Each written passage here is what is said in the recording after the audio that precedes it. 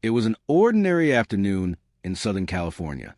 On the horizon, the blue sky blended seamlessly with the serene shimmer of the Pacific Ocean. A white yacht sliced slowly through the calm waters, like a promise of freedom. On deck, a smiling couple waved at neighbors on the pier, excited about the new chapter in their lives. They were saying goodbye to their floating home, ready to settle down closer to their newborn grandson. But that would be the last time anyone ever saw Thomas and Jackie Hawks alive. They had no idea they were about to cross paths with a predator, a man who, behind a gentle smile and a fabricated story of Hollywood success, hid an abyss of lies, violence, and psychopathy. This is the story of Schuyler DeLeon, a name that may not immediately spark recognition, yet one tied to one of the coldest, most calculated, and most disturbing crimes ever recorded on the American coast. A crime marked by manipulation, deceit, and cowardice. A seaside execution that could have been ripped from a movie script. Except this one was all too real. And it all began long before that boat ride. To understand what happened to Hawks, we need to go back to the dark origins of a boy raised in chaos. A boy who, instead of toys and love, grew up surrounded by addiction, beatings, and a complete absence of moral boundaries. The monster who dragged two innocent lives to the ocean floor was not born overnight. He was forged slowly, painfully, within the walls of his own home. A home should be a safe refuge, a calm harbor where a child finds love and protection. For Schuyler DeLeon, it was the exact opposite. Born in Los Angeles on August 12, 1979, Schuyler entered a world scarred by violence and neglect. His father, John Julia Jacobson, was consumed by drugs and crime. A dealer and a user, he filled their house with other lost souls, turned the family home into a constant scene of chaos and fear. Peace was something Schuyler never knew, not even in his earliest years. The beatings were frequent and brutal, wooden spoons shattering against his body in fits of rage. The violence spared no one, not even a defenseless infant. His mother, Lion Daniel, was no savior. Though she didn't wield the blows, her silence allowed the cycle of abuse to continue unchecked. Eventually, she abandoned the home, leaving Schuyler in the hands of his father, who never relented in his torment. Rumor suggested that Schuyler suffered even deeper forms of abuse, though never officially proven. What was clear is that, from an early age, he learned to survive in an environment where fear and pain were constant companions. The result of this brutal upbringing came quickly. Experts who later studied him labeled his personality narcissistic and sociopathic. An individual who viewed the world only through the lens of his own gain, manipulating and destroying without remorse. But back then, he was still just a boy set on a path no one would ever want to walk. In the early 1990s, a faint light of hope appeared in Schuyler's life. At 14, he landed a small role in the hit TV show Power Rangers. The boy raised in trauma suddenly stepped into the spotlight, landing minor roles in commercials. To many, it looked like the beginning of a promising career. For Schuyler, it was a chance to escape his past. But reality proved merciless. He struggled to memorize lines and embody complex characters, stunting his progress. The fleeting fame never solidified into lasting success. Gradually, he abandoned his dream of acting. The studio lights faded, replaced by a darker path. Schuyler enlisted in the U.S. Marines, but even military discipline wasn't enough to anchor him. He was discharged for desertion, yet another mark of instability. Between odd jobs and mounting debt, his life seemed to spiral out of control. The hunger for quick cash led him into crime. At 20, he was arrested for armed robbery. 1 year behind bars introduced him to John Jarvie, a man who would later become a grim chapter in his story. Schuyler's path revealed a restless man, searching for his place in the world, yet unable to find outside crime and desperation. After prison, he met Jennifer Henderson through an online dating site. Their connection was fast and intense, the kind of relationship born from two people desperately trying to fill deep voids. They soon married and started a family, bringing 2 children into the world. But their picture of domestic happiness was only a facade. Living in Jennifer's father's garage, they struggled in suffocating circumstances. Schuyler couldn't hold a steady job, and debts piled up The dream of a bigger home and better life seemed further away each day. Then Schuyler saw a newspaper ad that would change everything. A yacht for sale listed at $40,000. To Jennifer, it symbolized hope, a fresh start. To Schuyler, it was a plan. He promised to buy it, despite having no money. Using his Hollywood connections and past as a child actor, he built a convincing facade. The yacht belonged to Thomas and Jackie Hawks, a loving couple who had filled it with memories of voyages around the world. Thomas, a retired probation officer, was cautious with strangers. Jackie, devoted and kind, split her time between the boat and doting on her grandson. With his charm and family man image, Schuyler won their trust. He presented himself alongside his own child, projecting the perfect picture of an honest buyer. But behind the smile and soft words, a deadly trap was already set. Schuyler's plan took shape with chilling precision. Gaining the Hawks' trust wasn't easy, but he knew which strings to pull. Hope, empathy, the appearance of a man who wanted nothing more than to start over. Eventually, he asked if two friends could accompany him on a test cruise. To Thomas and Jackie, it seemed harmless.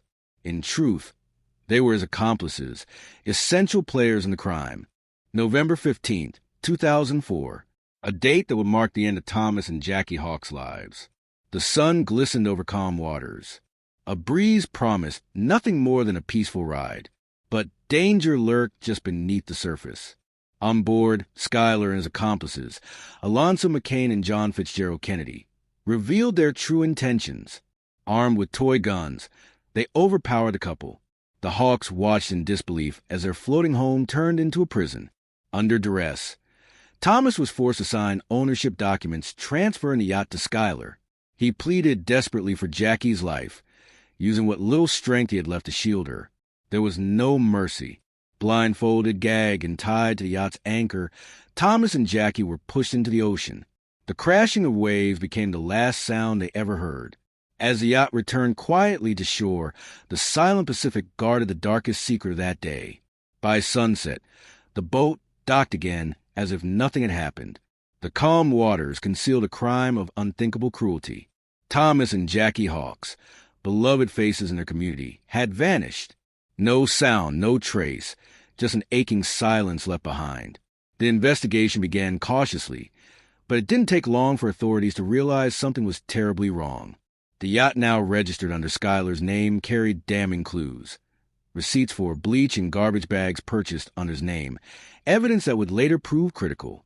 Schuyler and his accomplices fled to Mexico, a desperate attempt to confuse investigators. But the sea doesn't forget, and neither did the Hawks family. Days turned to weeks. Silence deepened the anguish of loved ones who knew the couple would never vanish without a word. It was James Hawks, Thomas's brother and a former police chief, who spearheaded the tireless search. When he arrived at the port and saw the empty, locked yacht, a dark certainty gripped him. He asked around and discovered the last sighting of the Hawks had been on November 15th, the day they went out with Schuyler. The police were called. The floating home was intact but eerily empty, as though its owners had evaporated into thin air. The investigation was just beginning, but it already felt like the truth was buried deep beneath the waves. Schuyler, under police scrutiny, tried to maintain his mask of innocence. He claimed to have purchased the yacht legitimately, presenting forged documents and using his accomplices as witnesses. But cracks quickly appeared. Nervousness and contradictions in his statements caught investigators' attention. A single exposed lie unraveled a web of darker secrets. Under questioning, Schuyler admitted involvement in drug trafficking and money laundering, but denied harming the Hawks. Police didn't buy it. The bleach receipts, garbage bags, and the couple's unexplained disappearance painted a chillingly different picture. His arrest was inevitable. And soon, betrayal would come from within his own circle. Alonzo McCain, his accomplice, fled to Mexico but ultimately chose to cooperate with authorities. His testimony peeled back the final layers of Schuyler's deception. Alonzo described Schuyler as a manipulator who combined charm with intimidation. He promised million-dollar payouts to lure accomplices, projecting the false persona of a professional hitman who only targeted bad people. His testimony revealed the horrifying final moments on the yacht. Jackie sobbing, begging for her life, and mourning the grandson she'd never see grow up. Thomas, bound but defiant, managed to kick Skylar before being brutally subdued. According to Alonso, it was John Fitzgerald Kennedy, a gang member with a violent record, who pushed the bound couple, still tied to the anchor, overboard. Slowly, they sank into the cold depths of the Pacific, a scene worthy of a horror film, except this one unfolded in real life. The case grew even darker when investigators uncovered Skylar's hidden past. In 2003, a year before the Hawks murders, he had killed another man, John Jarvie, the prison acquaintance he'd once befriended. Skylar conned Jarvie out of $50,000 and, to cover his tracks, executed him during a trip to Mexico. He then returned to the U.S. as if nothing had happened, slipping back into prison during his work release sentence. This revelation cemented Skylar's image as a man capable of anything, without an ounce of remorse.